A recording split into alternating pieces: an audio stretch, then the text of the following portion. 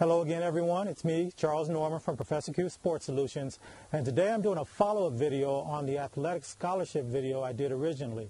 Now, you absolutely have to go back and watch the first video. It's where I lay out the 5 steps that every parent or guardian or anyone that's trying to help a young athlete get an athletic scholarship, the 5 things you must do to put yourself in position so they can get some offers and be able to accept those offers. So please watch the first video.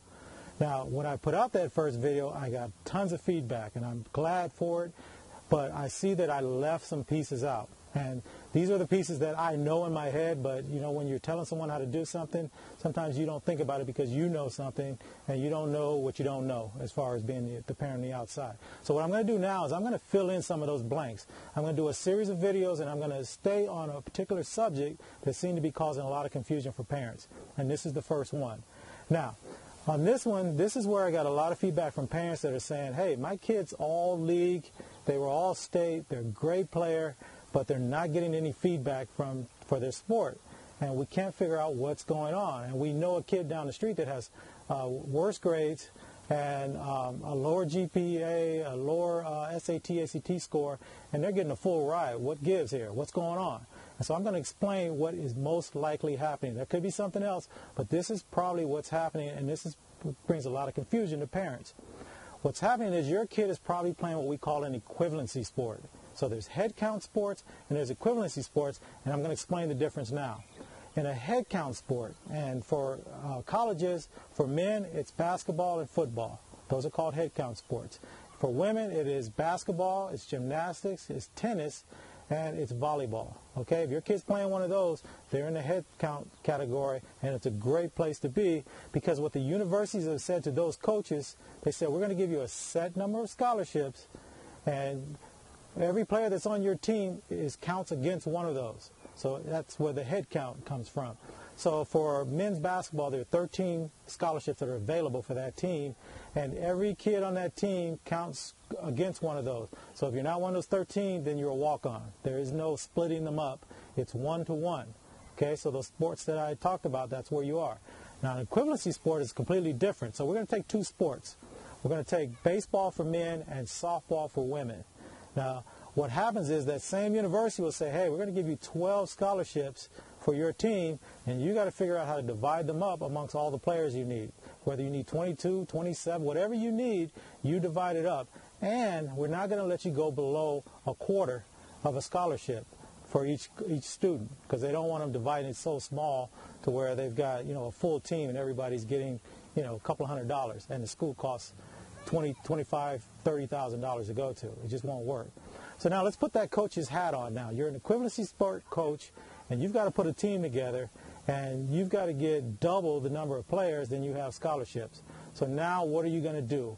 What you want to do is you want to take partial scholarships and partial academic scholarships, and you want to combine them. So you want to take the athletic scholarship and academic money, and you want to combine them to give somebody as close to a free full tuition as possible. And that's what they're up against. So here's their biggest problem is, let's say your kid has a 3.4 GPA. Well, to get academic money or needs-based scholarship money, you need a 3.5 and above. So now you're seeing the dilemma that that coach has, and the situation that you're in is that you're not quite where you need to be in order to qualify for the academic money. And so what that coach is saying is it's not worth their time and effort to go after your kid, because what are they going to do? They can't compete with other schools that might be willing to give your kid a little bit more. Actually, they're competing against themselves. So every time another school is saying, hey, we'll give you this, then they got to come back and offer another. They'll go after other kids. Somebody that has that 3.5 and above probably plays as good as your kid or maybe a little worse, but still the chance of them landing them is much, much better. And that's what you're running into, and that's why your kid is not getting the offers that you think they should be getting, and that's why that kid down there with a 2.2 GPA, but with a decent SAT or ACT score that qualified to get into the school, they were recruited, and they've got their scholarship. All right, so all those other sports, other than the ones I talked about before, you're going to run into this problem, but there is a way to overcome it. Okay, so here's what you want to do as a parent. You want to find that list of schools. Remember that software in the first video I did. You must buy that software. Go to ProfessorQSS.com and look at the athletic scholarship software. It's $30. It will be the best $30 you ever spent. Okay, you need to get that software. And what that's going to do, it's going to allow you to put your kids' information in, their ACT, the sport they're playing, their GPA, their SAT scores, and it's going to combine all of that, and then it's going to say, okay, these are the schools that they qualify for. It's going to give you the coach's information, contact information, and you're going to go from there. But once you know those schools, when you're writing those schools, you're going to do it slightly different now, because you're going to write now and say, hey, coach, I really love the way your team plays. I love the way you coach, and I really want to go to your school. This is written in from your kid's standpoint. I really want to go to your school. I would just like to get a meeting with you. Now, that coach is going to go and he's going to look up on the clearinghouse, the NCAA clearinghouse. He's going to look at your transcripts. I talk about the clearinghouse in the first video. Go back and watch it.